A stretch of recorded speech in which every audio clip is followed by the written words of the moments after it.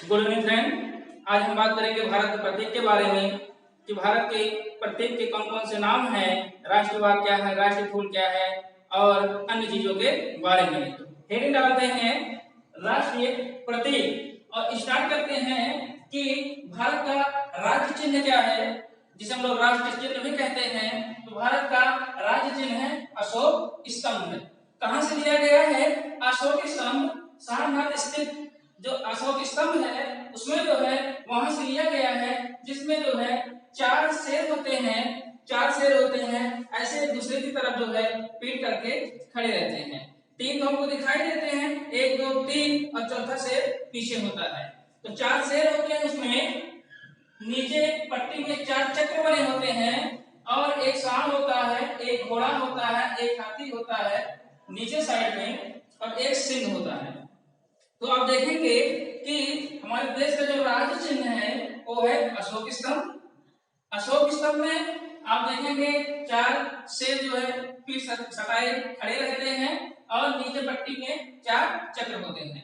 उसके नीचे जो देखेंगे पट्टी में, तो पट्टी में जो है एक सांड होगा, एक घोड़ा होगा, एक हाथी होगा और एक शेर अंकित है। इसके बाद कब स्वीकार किया गया राज्य चिन्ह? ये स्वीकार किया गया था 26 जनवरी 1950 को, जिस दिन हमारे देश का संविधान लागू हुआ था। और कहां से लिया गया है? सारनाथ का जो स्तंभ है, अशोक स्तंभ है, कहां से लिया गया है? ये लिया गया है वाराणसी स्थित सारनाथ सिंह स्तंभ से लिया गया है अशोक स्तंभ। और जानिए इसके बारे में, इसी अशोक स्तंभ के नीचे जो है नीचे लिखा है राष्ट्रवाद सत्यमेव जयते। हमारे देश का राष्ट्रवाद क्या है? सत्यमेव जयते। सत्य की हमेशा विजय होती है। और ये जो सत्यमेव जयते है ये एक उपनिषद से लिया गया है जिसका नाम है मुंडकोपनिषद। तो पूछा जाता है कि सत्यमेव जयते जो है कहां से लिया गया है? तो मुंडकोपनिषद से लिया गया है। अंकित कहां है? ये जो है अशोक स्तंभ के जस्ट नीचे सत्यमेव जयते अंकित है। इसका मतलब ही होता है सत्य की हमेशा विजय होती है। आगे जो सिंह है, जो चार सिंह बने हुए हैं, जैसे हम कोई सिक्का ले लें और उसमें देखेंगे नोट में भी, तो तीन सिंह तो हमको दिखाई देते हैं, चौथा सिंह पीछे होता है, चार सिंह होते हैं जो कि शक्ति, साहस एवं विश्वास का प्रतीक होते हैं। आगे हम बात करेंगे राष्ट्रध्वज का कि हमारे देश का जो राष्ट्रध्वज है क्या नाम है उसका? राष्ट्रध्वज का नाम है तिरंगा। क्योंकि तिरंगा तीन रंग होते हैं इसीलिए नाम दिया गया है तिरंगा। तो राष्ट्रध्वज जो है, राष्ट्रध्वज का नाम है तिरंगा। और ये जो राष्ट्रध्वज है इसके जो डिजाइन तैयार किए थे वो थे पिंगली बकाया जो है डिजाइन तैयार किए थे। पूछा जाता है कि राष्ट्रध्वज हमारे देश के राष्ट्रध्वज के डिजाइन किसने तैयार किया था? तो पिंगली बकाया ने तैयार किया था। इसके बाद देखिए हमारे राष्ट्रध्वज का नाम क्या है? तिरंगा, हमने पहले ही बता दिया। और भारत के संविधान सभा द्वारा ये तिरंगा राष्ट्रध्वज कब अपनाया गया था? यह अपनाया गया था 22 जुलाई 1947 को।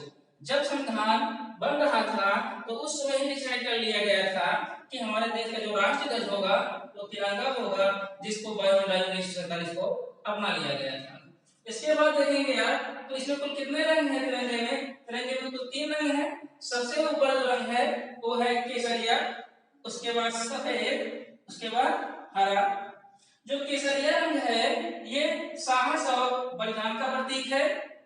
जो सफेद रंग है ये शांति एवं सत्य का प्रतीक है। और जो हरा रंग है वो शुभ, विकास और उर्वरक का प्रतीक है।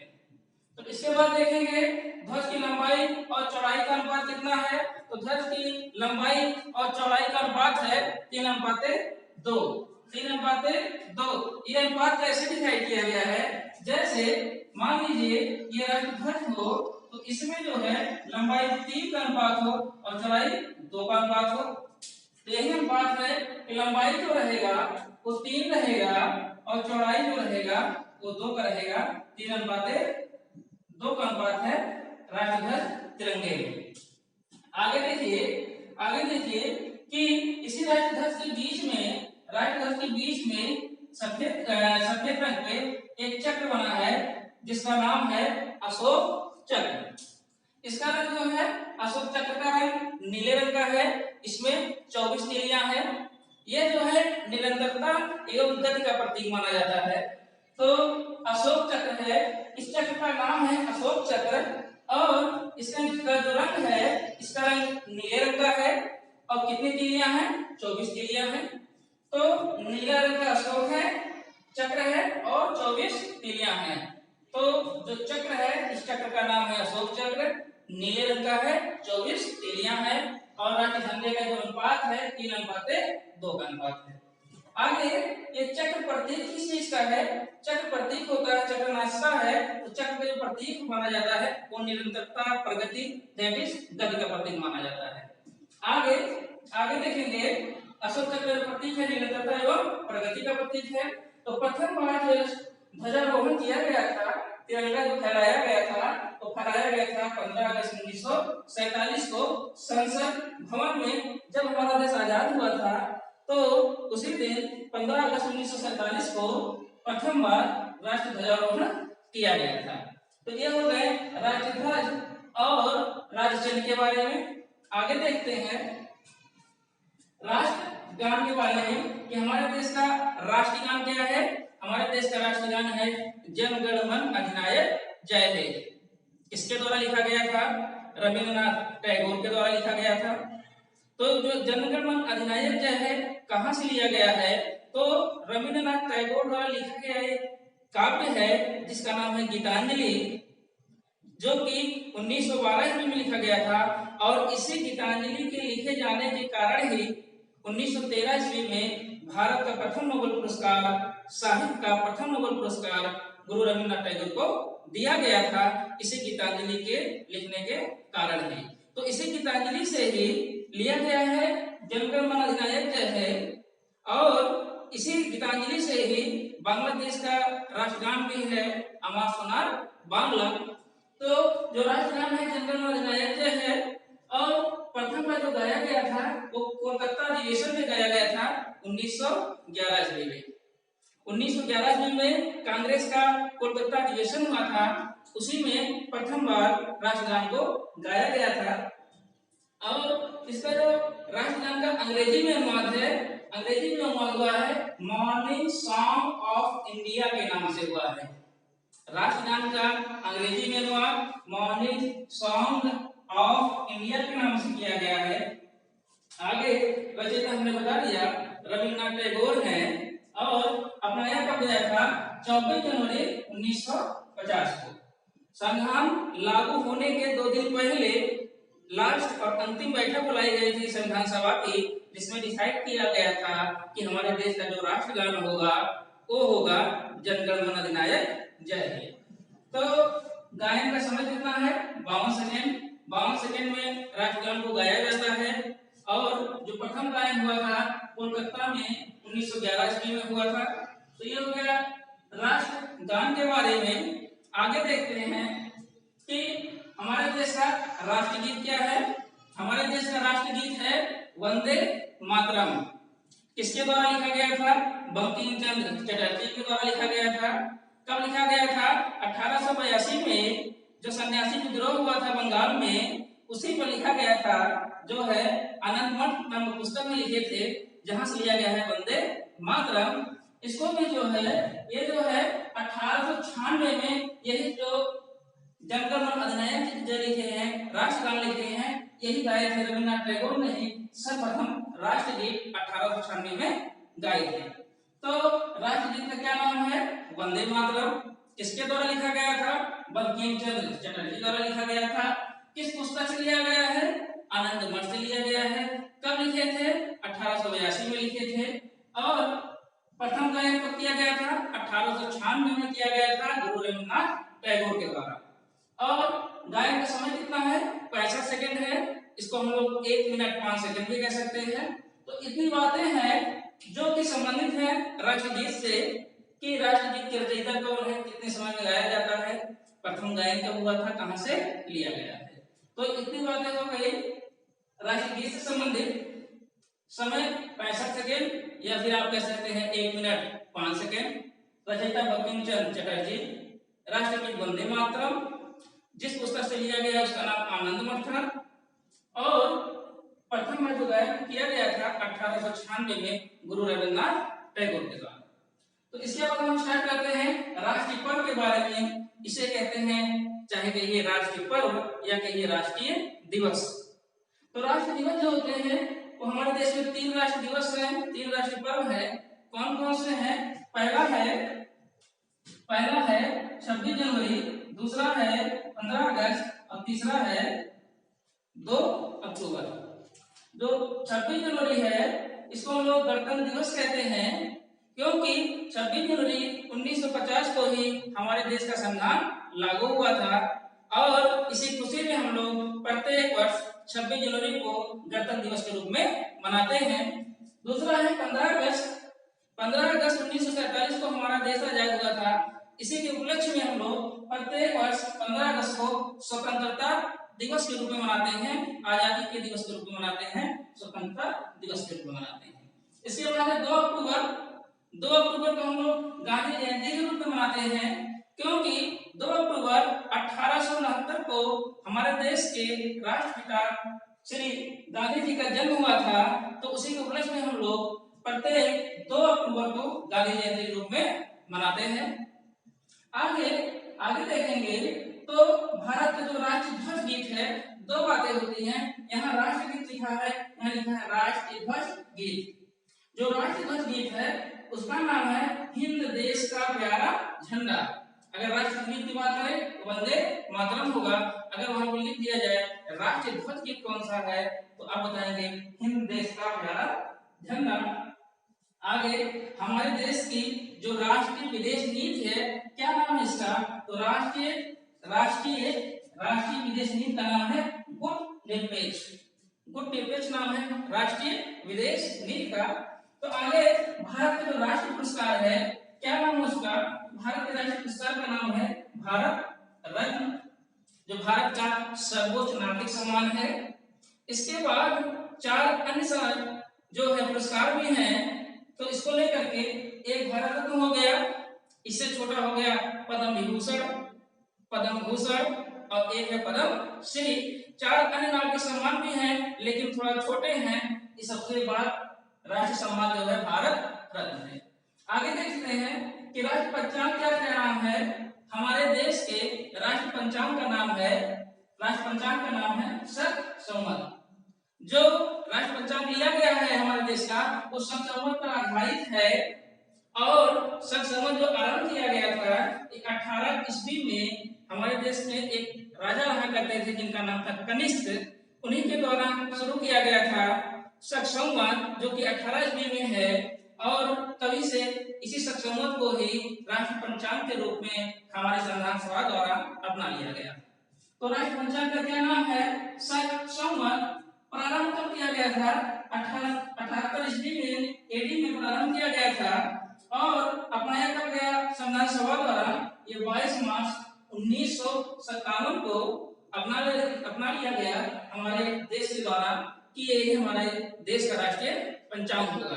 ये संविधान सभा द्वारा नहीं अपनाया गया था, बाद में अपनाया गया था हमारे देश के द्वारा 22 मार्च 1957 को, क्योंकि जो राष्ट्रीय पंचांग है इसके जो पहला महीना है जो शुरुआत होता है पहले दिन का वो 22 मार्च से होता है, इसी कारण 22 मार्च को इसको अपनाया गया था।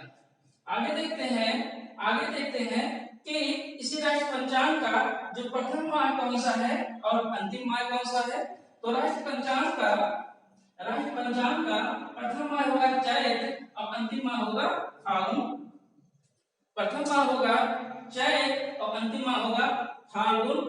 और अब ये लेते हैं कि इस राष्ट्रीय पंचांग में जो कि 12 माह हैं वो कौन कौन से हैं, इसको एक नजर देख लीजिए।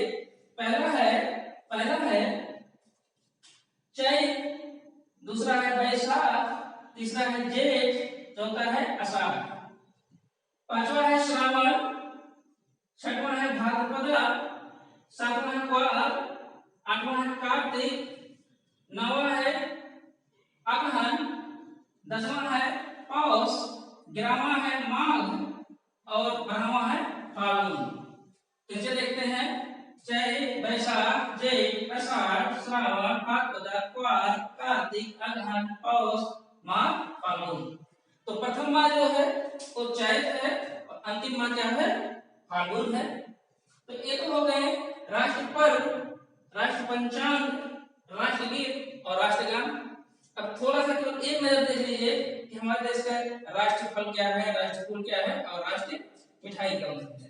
तो राष्ट्रीय फूल हो जाता है कमल, राष्ट्र पक्षी है मोर, राष्ट्र पशु है बाघ, जिसको कि 1973 ईस्वी में अपनाया गया था और 1973 ईस्वी में ही बाघ प्रोजेक्ट परियोजना की शुरुआत की गई थी।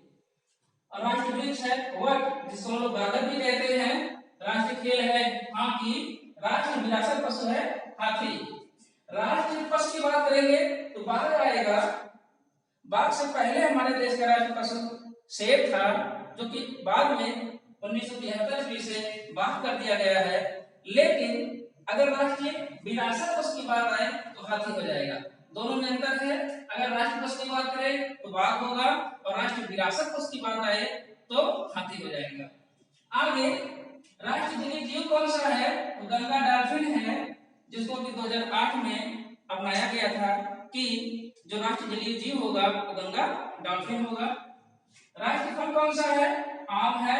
राष्ट्रीय सब्जी कौन सा है आलू है। राष्ट्रीय मुद्रा कौन सा है रुपया है। जो राष्ट्रीय मुद्रा है रुपया, पहले जिसको रुपया कहते थे, बाद में एक संकेत दे दिया गया जो कि देवनागरी लिपि में लिखा गया है। देवनागरी लिपि का आर और रोमन के आर को मिलाकर के जो है रा लिख के इसके कट कर दिया जाता है। तो यह संकेत हो गया हमारे देश के राष्ट्रीय मुद्रा का। जैसे डॉलर का संकेत होता है, ये उसी प्रकार हमारे देश की जो राष्ट्रीय मुद्रा है रुपया, उसका संकेत है। ये किससे मिलकर बना है दो से मिलकर बना है। एक है देवनागरी लिपि का रा और रोमन अंग्रेजी का आर, दोनों को मिलने से बना है ये रुपया, जिसका संकेत है रा लिख के ऊपर कट कर दिया जाता है, यही हो जाता है रुपया, जो कि हमारे देश की राष्ट्रीय मुद्रा है। इसको 2008 में मुंबई के IIT श्री उदय कुमार के द्वारा जो है इंडिकेट किया गया था, ये संकेत दिया गया था, तब से अपना लिया गया है कि जो रुपया था वो रुपया ना लिख करके ये संकेत होगा। तब से प्रत्येक नोटों पे यही संकेत रुपये के रूप में दर्शाया जाता है। आगे राष्ट्रीय मिठाई क्या है जलेबी। राष्ट्रीय वाक्य क्या है सत्यमेव जयते। कहां से लिया गया है मुनको निषद से लिया गया है। राष्ट्रीय स्मारक क्या है लाल किला। हमारे देश का जो राष्ट्रीय स्मारक है वो है लाल किला। राष्ट्रीय नदी कौन सी है गंगा नदी है। हमारे देश की राष्ट्रीय नदी गंगा नदी, जिसकी लंबाई 2525 किलोमीटर है, गंगोत्री से निकलती है और बंगाल की खाड़ी में गिरती है। तो 2008-10 के आसपास राष्ट्रीय नदी घोषित किया गया था हमारे देश का, जिसका नाम है गंगा नदी। तो आगे हमारे देश की जो राष्ट्रीय योजना है वो है पंचवर्षीय योजना। 5-5 वर्षों पे हमारे देश में योजना बनाई जाती है और उसका क्रियान्वयन किया जाता है कि हमने कितना लक्ष्य प्राप्त किया, कितना प्रगति की। तो जो राष्ट्रीय योजना है हमारे देश का, उसका नाम है पंचवर्षीय योजना। आगे हमारे देश की जो राष्ट्रीयता है वो है भारतीय इंडियन। हमारे देश की राष्ट्रीयता भारतीय इंडियन। यह एक बात और सुन लीजिए कि हमारे देश का जो नाम है वो 4 नाम है। एक है भारत, दूसरा है इंडिया, तीसरा है हिंदुस्तान, चौथा है आर्यव्रत। और जो संविधान में वर्णन किया गया है वो केवल 2 नाम को किया गया है, एक है इंडिया, दूसरा है भारत। आगे देखते हैं कि राष्ट्रीय सूचना पत्र का क्या नाम है। जब हमारे देश में कोई सूचना निकाली जाती है राष्ट्रपति द्वारा, तो उस सूचना पत्र का नाम है, जिसका नाम है श्वेत पत्र।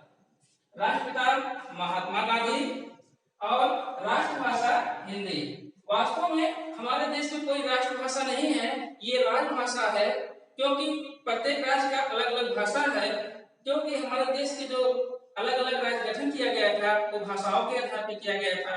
तो संविधान में वर्णित 22 भाषाओं में से 22 भाषाओं में से हम कोई भी भाषा मान सकते हैं, लेकिन एक सामूहिक रूप से अगर माना जाए तो ये हमारे देश का राष्ट्रभाषा मातृभाषा हिंदी है। आगे जो कि राष्ट्रीय लिपि क्या होगी हमारे देश की, तो राष्ट्रीय लिपि है देवनागरी लिपि, राष्ट्रभाषा हिंदी, और राष्ट्रीय लिपि जो है वो होगा देवनागरी लिपि। राष्ट्रीय नारा क्या है, सत्यमेव जयते। राष्ट्रीय वाक्य जो होता है, राष्ट्रीय वाक्य क्या है, सत्यमेव जयते, और राष्ट्रीय नारा है सत्यमेव जयते। तो ये हो गया एक सामान्य ज्ञान भारत के बारे में। इसको प्रत्येक भारतीय को जानना चाहिए कि हमारे देश के जो प्रतीक चिन्ह है क्या नाम है, और राष्ट्रीय गान का क्या नाम है, किसने लिखा था, राष्ट्रीय गीत का क्या नाम है, राष्ट्रीय वाक्य क्या है, राष्ट्रीय जो है फूल क्या है। तो ये सामान्य जानकारी केवल भारत के बारे में है, जिसको हमको हमेशा याद रहना चाहिए। और ये प्रत्येक भारतीय का कर्तव्य होता है कि अपने देश के बारे में हमको इतना जानकारी जरूर रहे कि जब कहीं पूछा जाए तो हम इतना जानकारी अवश्य दे ले जाए कि राष्ट्र मुद्रा क्या है, रुपया का संकेत जानते रहिए कि जो कि रा लिखकर के ऊपर कट किया जाता है, जो कि देवनागरी और रोमन से मिलके बना है। देवनागरी की रा और रोमन से आर से मिलके बना है। तो ये सामान्य जानकारी है भारत के बारे में। कितने राष्ट्र पर्व हैं, राष्ट्रीय गीत, राष्ट्रगान, राष्ट्रीय ध्वज, राष्ट्रीय पंचांग और राष्ट्रीय चिन्ह तथा राष्ट्रीय ध्वज के बारे में सबको जानकारी होना चाहिए। आज बस इतना ही, बाकी नेक्स्ट वीडियो में हम बात करेंगे हार्ट के बारे में, उसके सर्कुलेशन के बारे में। तब तक के लिए इतना ही, धन्यवाद।